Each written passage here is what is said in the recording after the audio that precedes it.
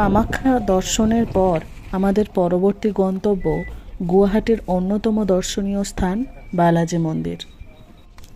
Guwahati station থেকে এই মন্দিরের দূরত্ব 9 কিমি।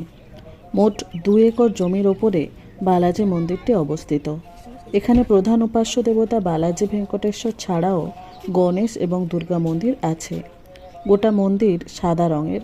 অন্ধ্রপ্রদেশের বালাজি মন্দিরের অনুকরণে এই মন্দিরটি তৈরি। মূর্তির স্টাইলও সাউথ ইন্ডিয়ান স্টাইলের। মন্দিরের প্রবেশদ্বার বা রাজা গোপুরম প্রায় 70 ফুট উঁচু। তার গায়ে বিভিন্ন দেবতার মূর্তি খোদাই করা। এখানে 3টি মন্দিরের জন্য 3টি তোরণ দ্বার আছে। বালাজি মন্দিরে ঘুরতে ঘুরতে হঠাৎ শুরু হলো ভীষণ ঝড় বৃষ্টি।